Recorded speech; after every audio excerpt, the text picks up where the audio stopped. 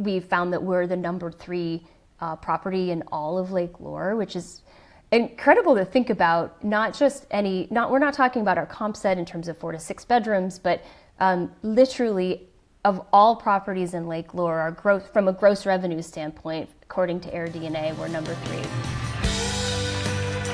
Hi, I'm Wyatt. And I'm Grace.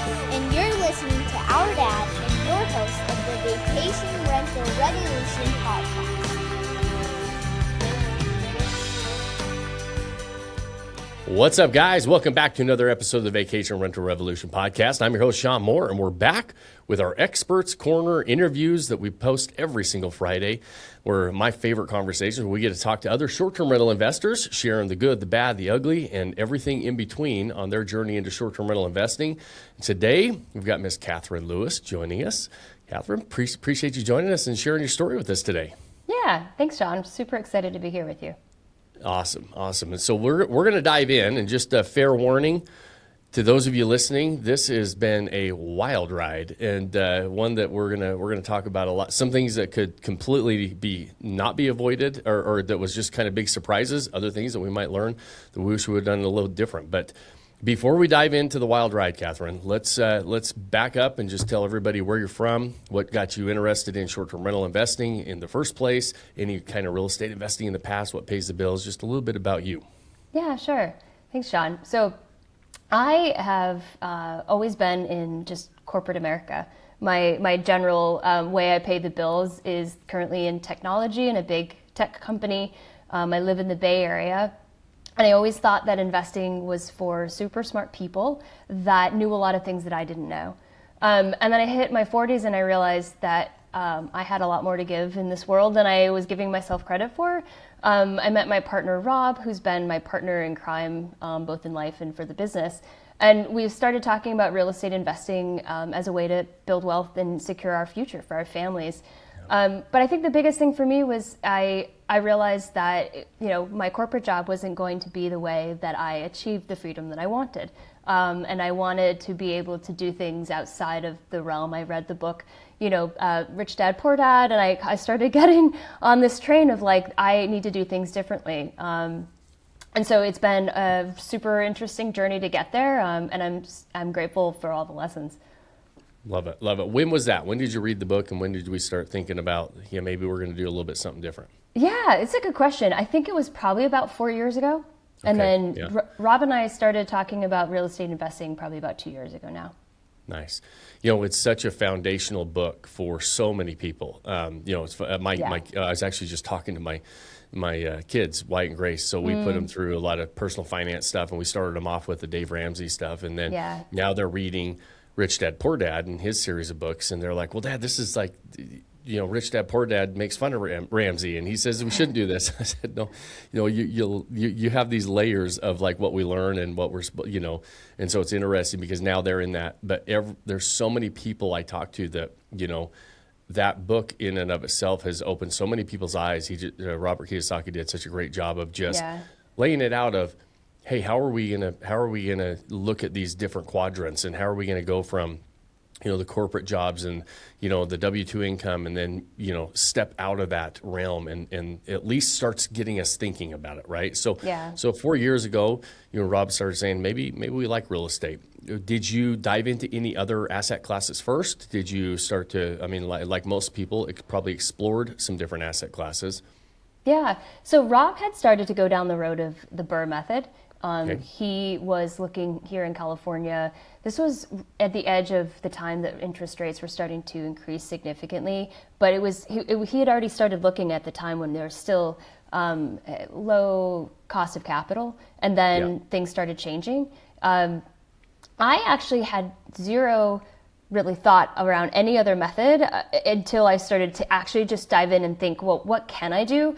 I have a background in hospitality and marketing specifically. And so when we were looking at the type of method that got us really excited and the asset class that made the most sense for us and what we know and what we're good at, short-term rentals was the space that combined so many things, especially because we're passionate about travel. So being able to position and market your product also is most effective when you are excited about the thing that you're selling. And in the case of short-term rentals, marketing is a huge piece, and it felt like we could really be successful there. So that's why we went that route.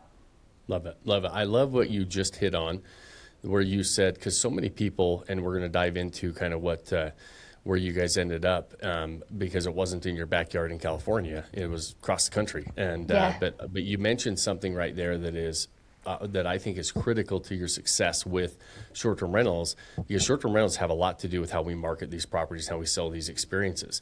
And you said, you're such a better marketer, and you're going to do a much better job if you like the product you're selling, right? And I always tell people to buy properties that you would like visiting, look at markets that you would like to own in.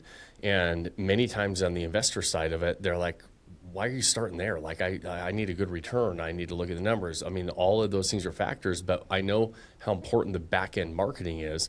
And so we start with trying to find properties that people would be interested in, because as a marketer yourself, you understand that we do a lot better job marketing things we like and are interested in if that's the product we're selling.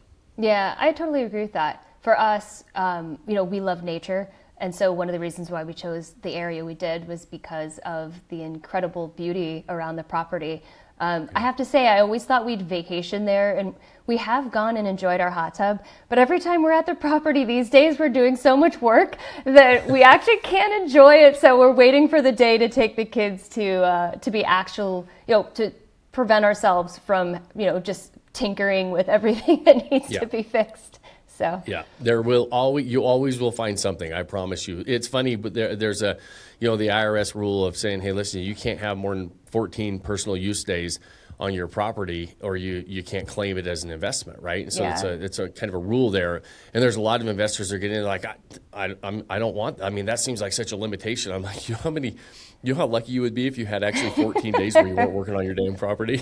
It is true. Like, even so, there's always something to tinker on. I said I've owned vacation homes that were not short-term rentals, and I don't know that I had 14 personal use days in a year, because you seemed like there's always something to do. So, yeah, I can definitely appreciate that. So you guys are California based, and we started to explore some of the markets.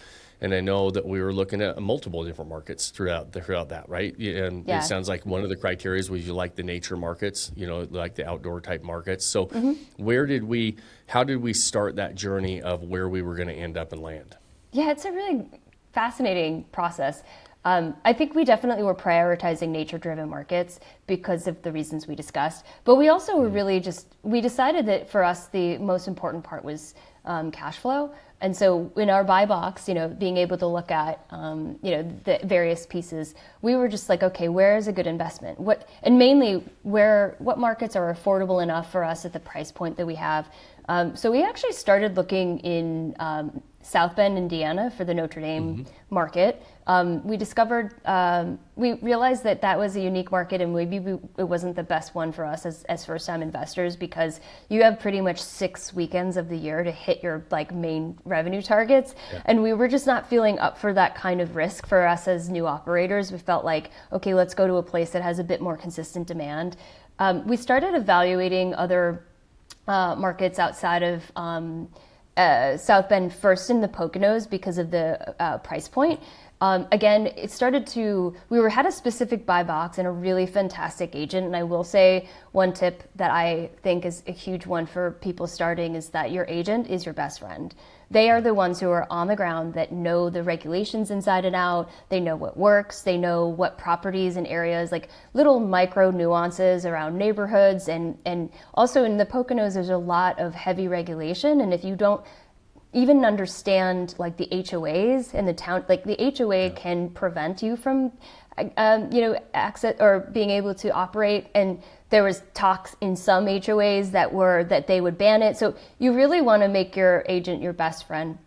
We had a great agent, Michael Klein from Savvy. He was really in the weeds with us, but what we realized was that what we were looking for was not coming up in the time frame that we were planning on buying. We were ready to just dive in.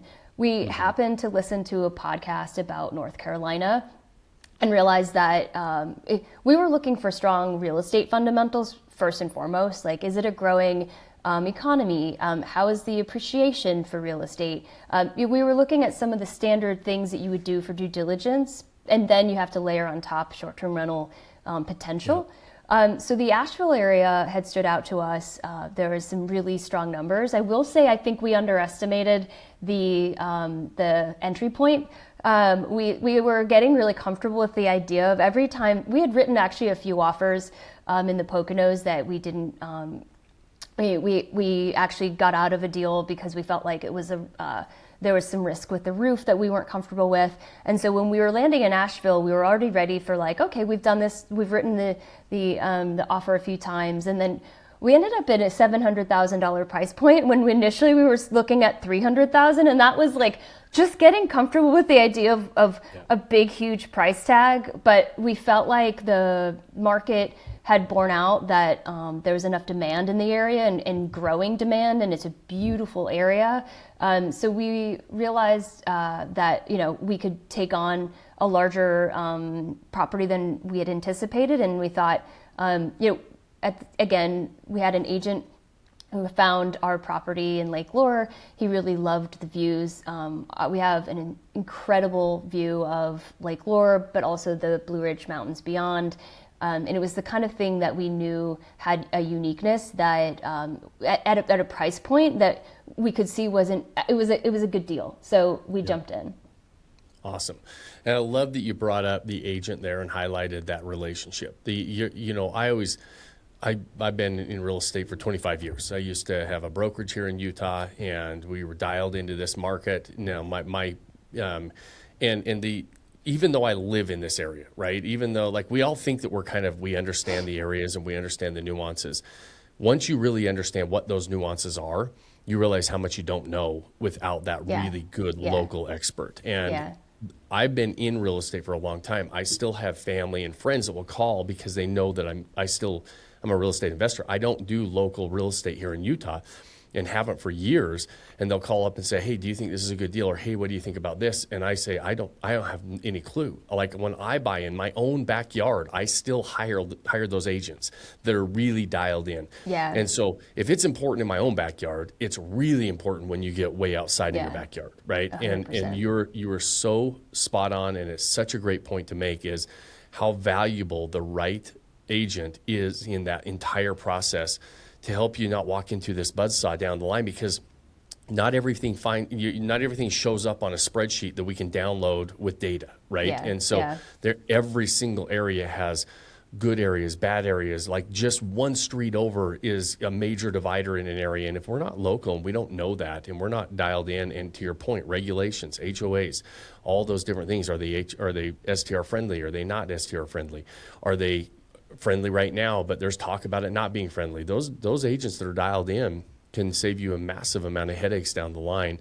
And really, I mean, I think that people underestimate how important that person is until you've been in the game and really done it. So I really appreciate you bringing that, like that point up, so that when people are thinking about this, it's such an important point and such an important partner. Yeah, I totally agree. So when we found the one in North Carolina, Lake Lure, and we put an offer on it. So were you navigating both of those markets at the same time? You had an agent in North Carolina, one in the Poconos, and you guys were like, hey, we're ready to move. Whichever one comes up first, we're good. Or did you fully move from the Poconos area? I mean, at the time that we were still open to the Poconos at the time that we were we wrote an offer actually in another town in outside of Lake Lure that we didn't get accepted. So we were starting to move into North Carolina, and I think it's hard to carry both. To be on, I would check Zillow obsessively for the Poconos.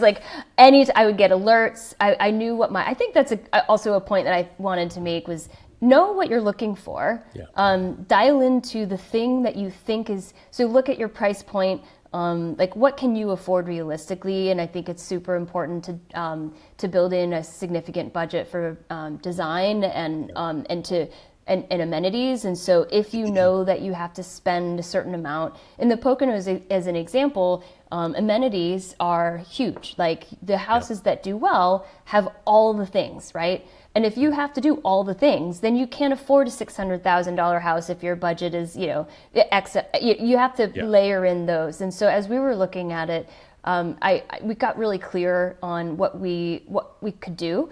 And then as we were moving into North Carolina, it was just natural. Like I just time-wise started becoming obsessed with, North Carolina. But I think that the point is that if you know you're looking for something specific, then one market may not give you enough, inventory if you're really looking to make a move fast, right? And so spreading out and having a couple different markets that meet the criteria that you're looking for, and having a good agent. And, the agent in Poconos, bless his heart, he spent a ton of time with us, and he knew that eventually we could come back, as a client. But he still did the work knowing that we were looking elsewhere. And inevitably we landed in North Carolina. Yeah. So when you say, really define that buy box and be very diligent about it, it's so important on the front end. You will naturally just spin your wheels if everything's an option. If everything's it's Agreed. Hard enough to dial it in when you have a very specific buy box. If you're very open and to kind of whatever comes around, you inevitably almost never buy a property. I see it all the time. Where you're just on this hamster wheel because there's no perfect property, no perfect market. And if you have no perfect buy box to dial in to really try to navigate that, it makes it really, really difficult. Yeah. And I always tell people too, navigating multiple markets is hard because like you said, you're on Zillow all the time. It makes it way easier to navigate multiple markets when you have a very specific criteria of what you're looking for. And you mentioned budget as well. The biggest mistake I see new investors make in this game is not giving themselves enough budget on the back end for design and setup that it takes to really operate at the top of the market. It's one of the reasons that those people who do give themselves that budget are able to really eliminate 90% of the market, because most people, they blow their entire budget on a really nice house in a nice area, but they don't have the budget to bring it to life. They don't have the budget to create these immersive experiences, or in a market that you have to have all the stuff. They don't have the money to get all the stuff, right? Yeah. And so it ends up being like, usually I tell people whatever your down payment is, you're probably gonna spend at least that on the back end. And so you better have double your down payment. And it's all based on price per square foot. You could be in a market where you're, different than California, where you're buying, like when you look at some of these places, you're like, man, this is a bargain price per square foot. But so you're getting a lot of square foot you've got to furnish, right? Yeah. So when it goes to that, there's a big price tag on the back of this thing after you buy the property.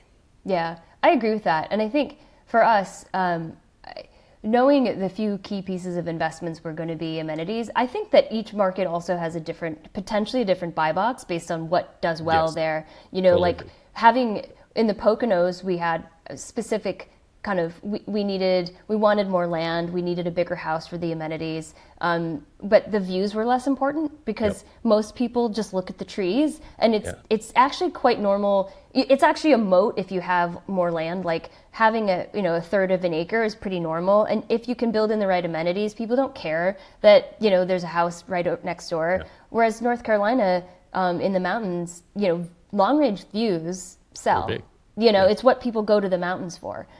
So I think you really have to pay attention to the market and then dial in your buy box. In some places, for example, our upcoming search, sometime in 2026 is actually dialing it back. We have a 5-bedroom house now, and we're focusing on 1-bedroom romantic cabins, which is a totally different play. But the margins are incredible on 1-bedroom luxury cabins. And we don't have as much money left over because we bought this big house, and it has been a significant journey to get there.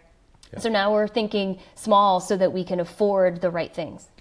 I love it. And you're exactly right. Like the general advice of you have to go put this amenity in or that amenity in, or you have to have this or you have to have that, can lead people down the wrong road very fast, because every single market is different, and every single market has different buy boxes and different things that the consumer wants, and you could be in the same market with a different size of home, right? The 5-bedroom home it's going to be more important to have certain things than it is going to be in the 1-bedroom, and the 1-bedroom is going to highlight certain things that the 5-bedroom's probably not, right? And so it can be literally different buy boxes based on the size of the house, and understanding that that's the game we're playing. at the end of the day is what is the best experience we can put together for our target audience? Well, the target audience for a 5-bedroom home is different than the target audience for a 1-bedroom home, right? Yeah, totally. And so absolutely, and markets are different. And so let's dive into this journey that we took from getting this property, talk us about timelines, and then some of the things that happened right after we bought this sucker. My goodness. I mean, hurricanes in the mountains, wildfires, wells that break. We've had, if you name the issue that you could face in a first year, I think we've done it. The big one, of course, is we bought a house in, an area that is not known to be impacted by hurricanes. And yet we closed in, mid-September. And then 10 days after we closed, just as we had ordered all of our furniture for the house, Hurricane Helene, which became a tropical storm, but had the devastation of a hurricane still, came and dumped an historic amount of rain in the mountains, which then led to historic flooding and historic damage. Our town in particular has a lake that also has a dam that then it feeds into this other system of rivers. The rivers became massive floods, took out practically the whole town next to us. The whole downtown was pretty much erased. Thankfully, our house was on the higher end of the town, so that in terms of just being more elevated allowed us to avoid some of the lower level flooding. And our house thankfully avoided any trees coming down, but it also meant that we were in the middle of a disaster zone in an area that is driven by tourism. So the 10 days into owning the house, and our entire demand is wiped away. And we have all of our furniture en route to the house, and now it's stuck in FedEx warehouses because no one can deliver anything into an area where there's still downed power lines. And then as a result of that, there was chaos with, no one knew where the furniture went. And so we had, went from the high of like, we've done this, we're starting, to, oh my gosh, now what? We have, no idea what anything's gonna, what's gonna happen from here. We worked with a really great designer that we met through Vodyssey, and bless her heart, she had me calling her probably once a week going, so where are we? What do you think we can do? Because at this point we had no furniture, no design, we couldn't launch.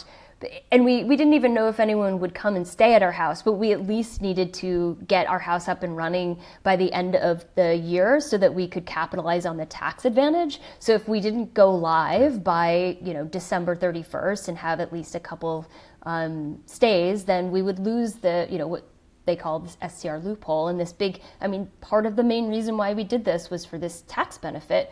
So we pushed forward, our designer hustled, we changed, furniture out, we moved, and moved mountains for us to get live by about mid-December.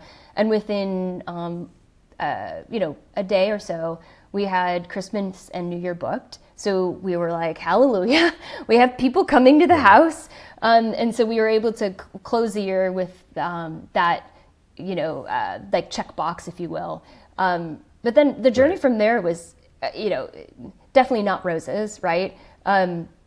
We had hired a PM to take over the house, but we realized pretty quickly that he wasn't the right fit for us. And also we were not making enough money on this house we were at like 12% occupancy for January and February. We had to jump in and become property managers. Still in an area that's reeling from all the damage, right? Yeah, the fact that we had 12%, was, we had a couple weekends booked, speaks to, so, in Vodyssey, we're taught about, the process of how to think about design and how to market and position your property. And we had made some really smart choices. We had made decision to really invest heavily in design. We also wanted to be different. Our house doesn't look like a traditional mountain cabin. And so Asheville as an area, which is just north of the Lake Lure area, is very artsy. I wanted to lean into design that was actually really different, that was bright and colorful with some mountain feel, but that wasn't that kind of like old school cabin style. So I have a lot of bright color, a lot of wallpaper that is a little bit, I wouldn't say garish, but just really like, like bright and in your face in a way that like from a standpoint of marketing, capturing a picture that has this like bright, bold wallpaper, and then, leaning into lifestyle photos. We hired a gentleman named Sam Smith, who's an amazing photographer. Our photography, I mean, that's what people buy. They're not buying your experience yet in the house. They're buying the experience that they see in a photograph. And so we spent heavily on photography, and it bore out. As soon as we picked up our house, property managing, we actually dropped our prices pretty quickly. We were, at this point, we just needed, people in the house. And so we were going for as much occupancy as we could get, even if at the, of course, there's a certain threshold. You can't go any cheaper than a certain amount. But from the base price, we were just get people in. And get some people in here. Yeah. The crazy part is that we went from 13% in February, to 85% occupied in March, which is nuts to me. And it was because people were starting to realize that Lake Lure was opening again. I got a lot of questions from people saying, can we get in? Is there stuff to do? And actually the town has started to pull together, and be able to offer some of the experiences that people wanted. And ultimately you're in a mountain area. People don't go to go shopping. They go to see the beauty of the area. And with some good choices on pricing, our spring break month was, we had an incredible amount of people come through. So it was really exciting. So and you had already taken it over by then. Mm-hmm. Yeah. So, right, that's right when you started managing it. We got into spring break. So walk me through, let's just kind of walk through the year on that first year with everything that kind of was going on. Yeah, sure. So there's a couple things that, as a starting point, you have to have your team on the ground. So I obviously live in California. It's very difficult to manage a house in North Carolina without the right people. So the first starting point was finding a new cleaner. We really didn't feel like the attention to detail of the cleaner who had been hired through the property manager was there, and she was also charging a significant amount more than the average in the market. So we did our research, right? What do things cost, and who do we need to bring on board in order to find that right balance of our own expenses and being able and knowing what we can charge to guests. So we hired a new cleaning team. I think for us, the learning around operating is asking lots of questions. I don't know everything. I picked up this. I'm now an Airbnb host, right?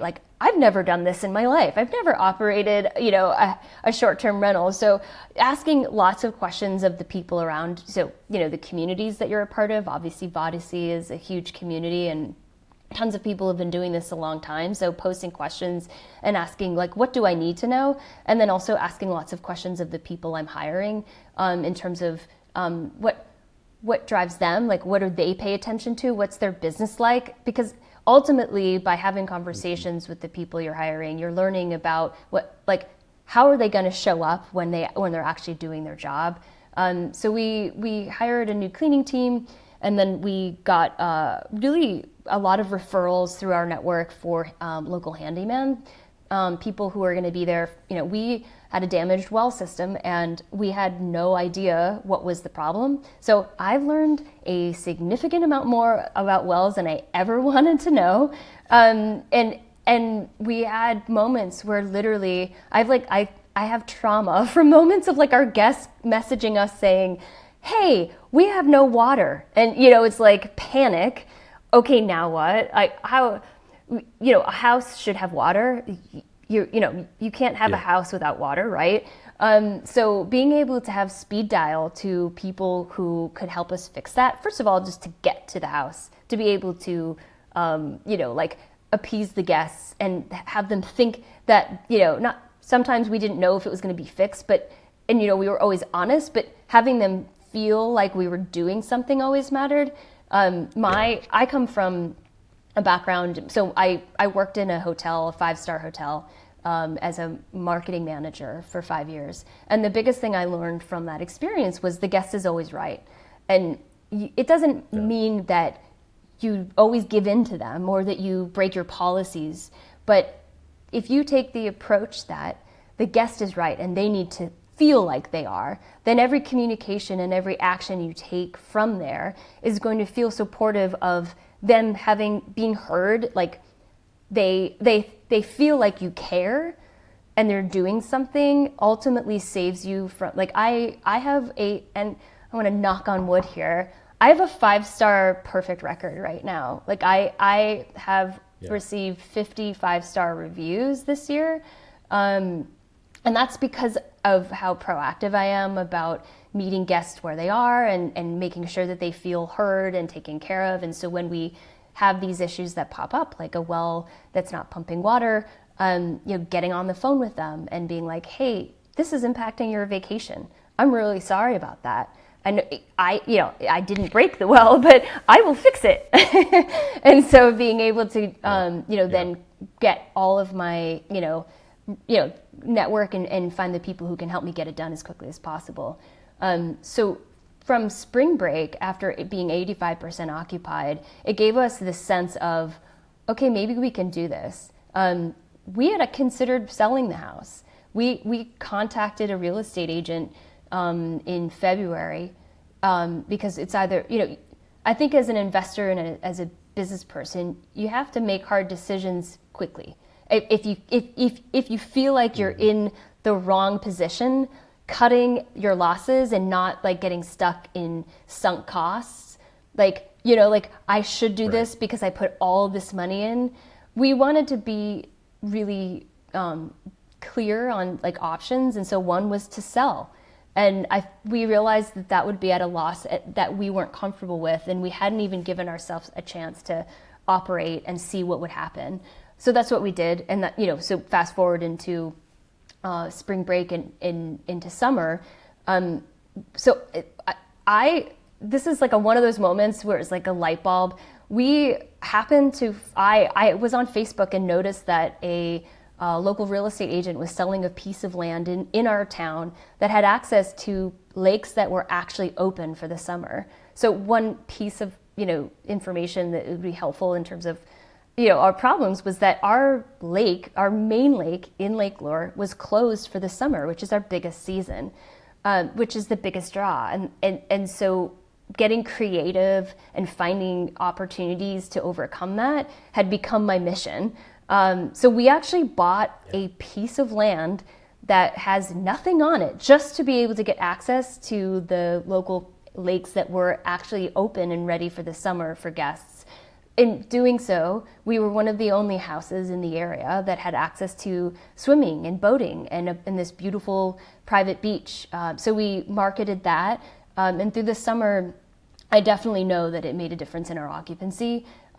Looking back over the year, I think we're roughly 20 points ahead in occupancy than our average comp set. So it speaks to, I think first of all, like our 5-star reviews, but also finding ways to overcome whatever it is that you have in your way and creating experiences for guests that are unique. And in that case, in a town with zero access to their public lake, having the ability to give guests the beach and lake experience, I think was huge for us. So we've now been through, this past season of the lake. We went through, our leaf season, which thankfully is a pretty strong one. Our occupancy, again, has been quite strong. This year for us, as we head into 2026, we found that we're the number 3 property in all of Lake Lure, which is incredible to think about. We're not talking about our comp set in terms of 4 to 6 bedrooms, but literally of all properties in Lake Lure, our growth from a gross revenue standpoint, according to AirDNA, we're number 3. For me, that's like an amazing achievement because I really thought that it was over from before it began. And so it's exciting to be hitting a new year in this position. It's awesome. It's such a good story. And I love You hit on so many little points that make such a massive difference that I don't know if everybody always picks up on, but I always say success leaves clues. So you got to kind of reverse engineer what other people are doing. And one, we'll post the property in there so you can see them. But I always say this is a game of 100 golden BBs, not one silver bullet. And so it's all the little things you do to make, to put yourself in a position to succeed. And the decisions you make along the way make massive impacts on the long term. And so like even from the beginning of how you set it up, how you designed it, the attention to detail and the photography, getting people interested in it, and then making the moves to give them access to certain things, knowing that they're not able to go to the main lake that's closed, right? And then you really hit on something that I really hope everybody understands on the management side of it. And now I know you're self-managing, but whether you're self-managing or whether you're hiring a professional manager, making somebody and your guest feel seen, heard, and understood is a massive, massive advantage if you can just make them feel like you understand their problems. Hey, listen, the well goes out. You have 55-star reviews. You have a property that launched 10 days after Hurricane Helene hits and wipes out a lot of the infrastructure in the area. It's a disaster zone, even though your property didn't necessarily get super affected by it, individually. The area was completely affected by it. We're going in, you got 12% occupancy, 13% occupancy. We're thinking about selling. We have a jump in, kind of a boost in spring break. We're able to take that through. The well goes out. People are without water. We end up doing all of this, and because of how you handled all those situations, you have the number 3 revenue property in the entire market, and rolling into what we really start to say, where we're starting to optimize and maximize. I mean, short-term rentals is a game where it takes 12 to 18 months to stabilize anyways, and without all of those problems, right? And most of us are trying to stabilize in normal markets. And so to be able to do that, now looking back also, it's got to give you a massive amount of confidence to say, I can play this game, and I can play it at a high level. And it kind of, not that you want to have a whole bunch of stuff thrown at you like that, but it does, when you have to deal with that stuff, doesn't it give you that confidence level and that grit to say, yeah, you know what, I can handle this kind of stuff? Yeah, I think I knew going in that we've done enough research to understand that this isn't a set it and forget it type of asset class. Like if you want something that is more hands-off, even with a property manager, I would say, now that I know what it takes to do this work, I think I'm hoping to bring on a property manager and relieve myself of the journey, because it's not exactly, I can do it, but it's not my passion. I would say, having learned what I have, it is the kind of thing that even as an owner, you always want to be prepared and understand what can go wrong, and how to position the people you hire to deliver at the level that the grit and the intensity and the attention to detail that you have as an owner will never be you can only transfer that. It's not going to be necessarily the standard for everyone that you bring on. And I feel like everything I've learned, even though I had not anticipated being in the position to operate this house, having this knowledge is incredibly valuable, and moving forward will make me much more successful in any choices I make or any other investments I make. And I feel really proud of the journey of being able to have come through all the adversity this year, and to come out in a position to feel like this year we can start paying down our debt from last year. And I think, even though, our house, it made over $100,000, and that was, incredible. One thing that, I think everyone often says is you just don't expect the expenses that come in. For example, in our area, we have tons of black bears, and I ended up having to spend almost $3,000 on a metal enclosure to prevent the bears from getting to our trash. And I knew that spending the money made sense, but it was just not an expense that I had put into my pro forma. So having in the first year, I think especially if you buy a house that is a new build like ours, there's just things that didn't exist in the house that we needed. So having that extra cash made a difference for us. this year is now about actually building cash flow and being able to optimize our pricing. And I am grateful for the trial by fire, even if I didn't invite it as a friend to start. Yeah.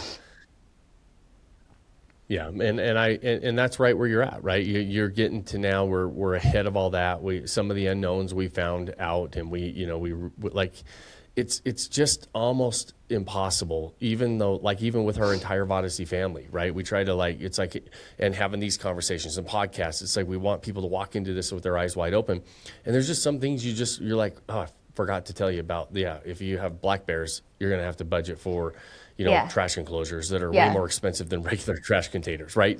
And so just little things that come up. And so it's always good to just kind of, but once you kind of get through that, every property kind of has that. That's why I always say, give yourself 12 to 18 months to really stabilize, to really start to get that optimized, and then start looking at that next step. And from our seat and from looking from the outside looking in, we don't never wish any of those trials and tribulations on anybody. But there is a massive amount of people rooting and saying, "Man, that was awesome. We're proud of you as well." Like I know you're like, "I'm proud of you." When you said, "I'm proud of ourselves for doing it," but we're watching from the outside looking in. We're super proud of you and Rob for what you did and the decisions you made and the tough decisions to stay in the game. I mean, it was in January, February, you had no idea it was going to turn around in March, and you're looking and really just trying to analyze all the options and then being able to kind of capitalize on the opportunities as they came up. It's super fun to see, looking back and saying, man, look at that story. It's amazing, right? And so, but then also taking those lessons, taking that confidence into the next endeavor. I have always been a fan of the small properties. I love the smaller properties, and I can't wait to see what you guys put together on that one as you guys just say, hey, listen, we're going to go for that smaller, different experience, maybe a couples retreat. Are you thinking same areas, or are you thinking about expanding into different areas? Yeah, it's a good question. I feel like North Carolina is still a great state, but wanting to diversify a bit to just de-risk some of we're looking elsewhere. We're not clear yet. I think, east side of the country is definitely more affordable when it comes to, price points. So I wish, I mean, I have a dream of owning in California, but the cost to operate and the cost of land, it's just pretty prohibitive here. So. Yeah, it's West Coast, Intermountain West. It gets it's pretty difficult to pencil out if cash flow is one of our top buy box things that we're trying to check off, right? Because that ratio of acquisition costs are just really, really high out west. I mean, we can have really great appreciation, but your cash flow, because of that acquisition cost and the ratio between the revenue you can generate, it makes it a little tougher, right? Yeah, it does. And I think for me too, one of the things that I really want to do something out of the box this year too, in terms of, I don't know, like I've been fascinated by tree houses or something that brings the outdoors inside, or like romantic experiences that like really are enveloped by nature, maybe an outdoor bath experience, something that I think, the numbers that we see in just generally in the market show that the average properties are getting squeezed. And so, you really need to think about not just, how you market it, but what are the bones that you're marketing, right? And so as we think about smaller properties, being able to purchase enough land that, privacy and seclusion, if you're a couple, you don't want that house next door. You want to be surrounded by the woods or whatever experience it is, and being able to have, something different and unique that you share as a couple, like, drawing on, what I know about what I would want from traveling, and being able to find the right mix of, affordability and space to do the amenities. We'll see. It's the fun. For me, this is the fun part. Yeah, now it's back to the drawing board, right? There's a lot of options, and you start to navigate through them, which becomes pretty fun. Yeah. Awesome, Katherine. Well, listen, this has been a great conversation. I so appreciate when people are willing to jump on and let people listen in on these conversations. I know how valuable they are and helpful they are, and so I appreciate you doing that. As we wrap up, I always like to ask a final question of, if you had to go back and, maybe you're telling yourself, okay, this next one, this is why I want to make sure I know. And any advice you'd give your younger self, and or anything you'd want somebody to know as they're navigating some of these same decisions? Yeah. For me, I think the thing that I would say to myself is trust your intuition. There's a lot of ways that I think about, like, oh, this piece doesn't feel right, or like hiring people and feeling like I wasn't getting a strong connection of, like, we are on the same page about, like, our objectives or how you would deliver. And I feel like I had gotten a few hints of, or we were working with a real estate agent, and he dropped off for like 4 days, and I thought, I don't want to work with somebody who's not on it with me, who doesn't value my time. And I had this like feeling of, like, I don't really want, I didn't want to like ruffle feathers, but I just didn't trust him anymore. But we stayed with him for a while, and we ultimately ended the relationship because we just didn't trust his business advice anymore. But if I had trusted my intuition and that initial instinct with people or a deal or whatever it is that that we were navigating, I would have saved myself a lot of time and headache. Or, the property manager we chose, there's just a lot of different pieces that I had an initial instinct that something doesn't feel right. And I wish I had listened to that instinct to start. Yeah, I love that. And it's a great piece of advice, especially you women out there. The women's intuition is the sixth sense that should not be ignored.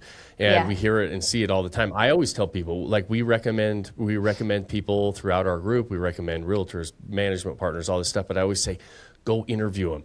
Go talk to them. Make sure that you feel in your gut that it's still going to be the right fit, because there are times where it just doesn't feel like it's just not gelling, right? And sometimes your intuition is most of the time spot on. And I love that advice to don't ignore your gut feeling, especially when you're lining up partnerships and things that people you're going to be working with, because even if they had a glowing recommendation from somebody, and they might have gelled really great, and you just might not as much, right? We're all people, and so those things matter, and you should pay attention to them. Absolutely. That's why it's always good to talk to multiple people, spend a little bit of time, have some conversations, because then that intuition will start to lead you down the right road, usually, especially for you women, on a pretty regular basis. Yeah, I appreciate that. Yeah, and so awesome, guys. Well, listen, Katherine, I, again, appreciate this. This has been, these are my favorite episodes that we ever do. Every week I look forward to our experts interviews with the short-term rental investors. I so appreciate the story and the willingness to share the story, because it means a lot to people. We hear it all the time, how big of a deal it makes to somebody that's thinking about getting in this game, that especially people that are willing to share the ups and the downs, but also just being able to kind of feel like we're part of that journey with you. That was such a journey that we all want to say, that's awesome, right? We're so proud of you. And so it's fun to hear those as well. And I'm super looking forward to this next year with this property, optimizing and maximizing. And then we'll set a date for next year to talk about the smaller property and see how that one went. So we appreciate you joining us. Those of you that are listening, we appreciate you spending your time with us. We know it's very valuable, and it means a lot that you spend it with us. And so when you do, that's appreciated. Our goal is to help people walk into this game with their eyes wide open. If you know somebody else that likes to be part of these conversations, I don't run ads or sponsorships on the show. This is only organic traffic. And so if you know somebody else that would like to be a part of these conversations, I always appreciate if you share the show or like it or review it on whatever platform you're watching or listening on. And the algorithm will share it with other people that are just like you. And so those things are appreciated. The final, most important thing I ask you at the end of every episode, pick that one thing you can do today to start building that life you don't want to take a vacation from. Cheers, my friends. Thanks for joining us on this episode of the Vacation Rental Revolution podcast. Share this with other people you think need to hear about it. And don't forget to subscribe and leave us a review. Hey Grace, is there a website? Yes! For more more amazing content and expert advice, visit Vodyssey.com. Thanks for listening, and we'll see you on the next episode.